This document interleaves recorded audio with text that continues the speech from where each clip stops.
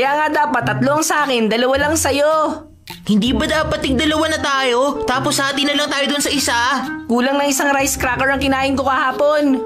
Isang rice cracker kumpara sa isang dorayaki? Mas marami naman tong dorayaki. Hindi kaya? Ay, salamat. Buti hindi pa ubos. Oh, sige, kukunin ko na to, Malapit na kasing dumating ang Uncle Tamao mo. Kaya ito muna ang ipapamerienda ko sa kanya. Di ba kung kanina pa sana natin kinain yon? Ang damot mo kasi, Doraemon eh! Kung nag-hati na lang sana tayo dun sa isa!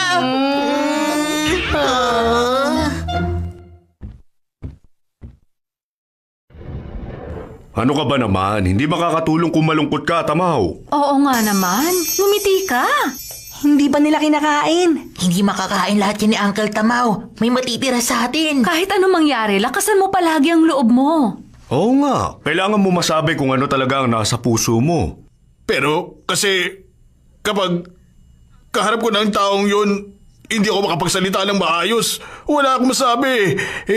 Hindi ko alam ang gagawin.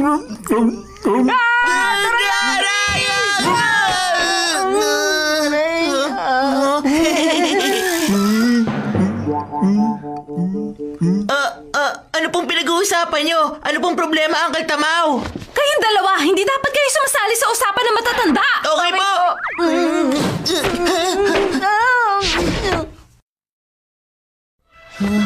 Mas gusto ko tuloy malaman kung ano pinag-uusapan nila, Mama. Ano kayang pinag-uusapan nila? Sa tingin ko, binasted yata si Uncle Tamao nung nagugustuhan niya.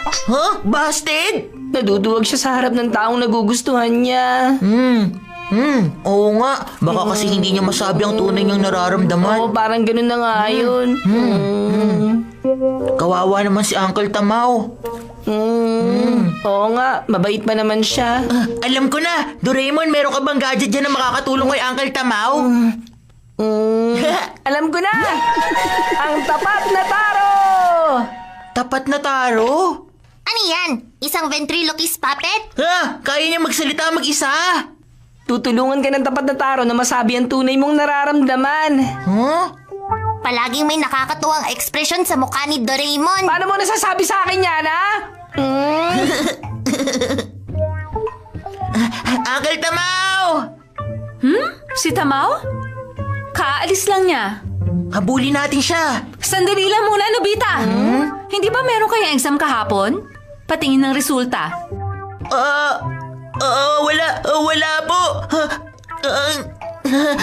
Nagkaroon po ng meeting si teacher, kaya hindi po natuloy ang exam namin. Ang totoo, meron po silang exam. Sino ang nakuha niya at nagsinungaling siya kasi natatakot siya mapagalitan niyo.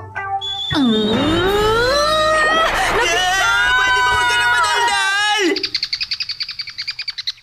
Hindi ba masyado naman tong tapat? Minsan mapapahama ka rin sa katotohanan pero sobrang duwag ni Uncle Tamao kaya siguradong malaki may tutulong sa kanya ng tapat na taro. Tama ka. Huh?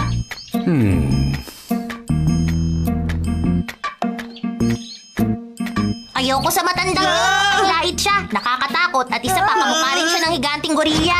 Teka, ano sinabi mo? Ha! Aray, sakit! Ay. Ano bang problema ng puppet na to? Ikaw kasi kung ano-anong iniisip mo. Wala ka ng pag-asa. Ako na magdadala sa kanya. Wow, magkamukha silang mag-amo Parang magkilala. Ano sinasabi mo dyan? Tumigil ka nga, tumigil ka na. Anong sinabi mo? Sorry po! Ay, nakakatakot. Kaya mo ba siyang patigilin? Hindi pwede. Kung bibit-bitin natin siya ng ganito, mapapahamak lang tayo. Wala nang ibang paraan, kundi ang itago na lang muna ang puppet na to. Dito ka lang muna sandali, Ayos, hanapin na natin si Uncle. Tara na! Ha? Ano kaya tinago nila rito? Huh? Uy! Ano naman to? Puppet ba to ni Doraemon? Bakit naman nila tinago rito? Ang ganda! Pera muna! Uncle Tamao! Oh, Nobita! Nakita ka na namin. Bakit? Anong kailangan mo? Uncle Tamaw, umamin ka na ba?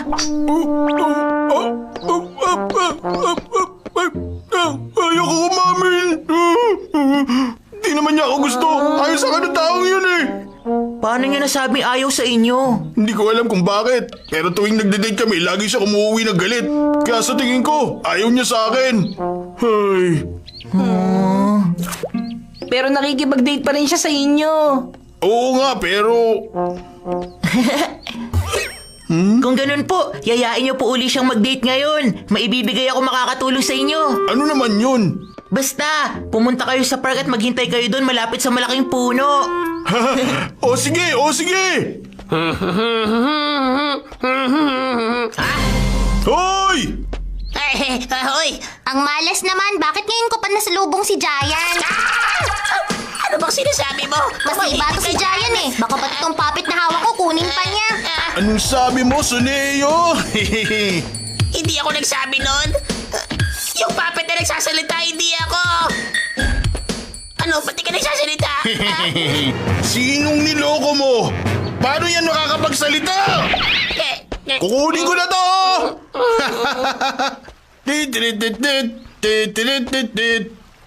Huh? Ha? Lagot na!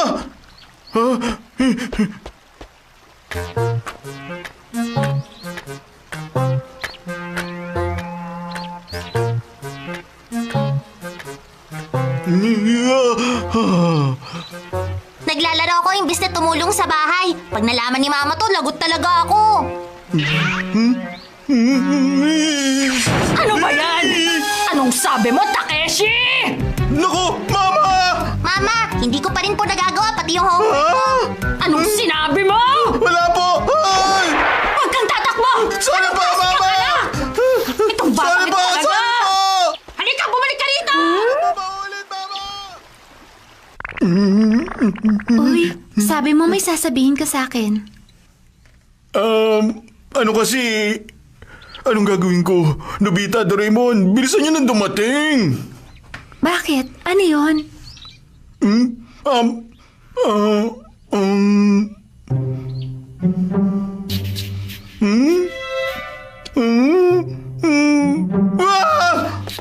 Anong problema? Nawala! Paano to nawala ang dapat na taro? Huwag ka man loko. Paano natin tutulungan si Uncle Tamaw yan kung wala na yung tapat na taro? Uy, anong problema? Sabihin mo na, bakit mo ako pinapunta?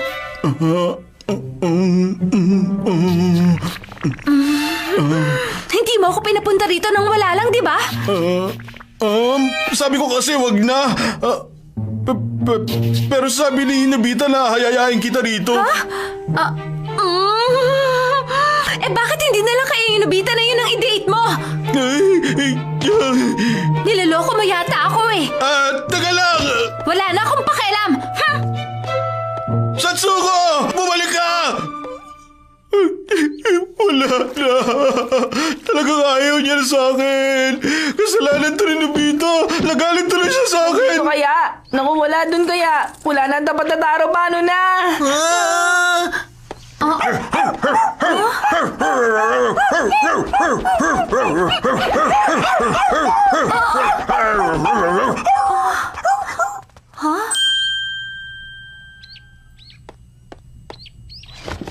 Kawawa naman.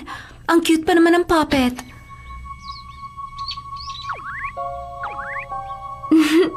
Medyo kahawig pa to ni Tamaw.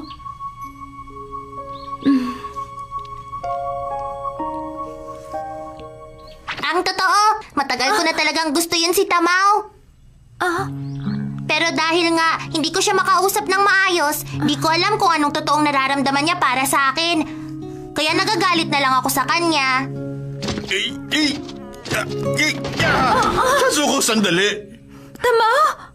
Yung sinabi mo ngayon. Yung puppet ang nagsabi ng lahat ng yon. Kung gano'n, sasabihin ko na rin. Dapat, noon ko ba sinabi sa'yo ito eh? Matagal na kitang gusto! Oo, totoo yun! Pwede ba kita maging girlfriend? Okay.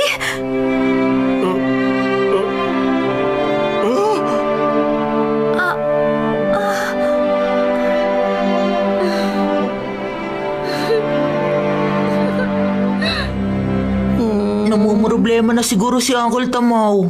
Baka nga na-busted na siya. Paano na to?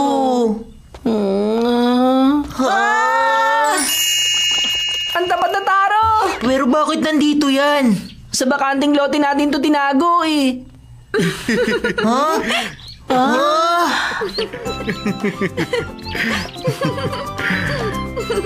Alam mo ba, Tamaw? Una pa lang kitang nakilala. Alam ko nang isa ka mabait na tao.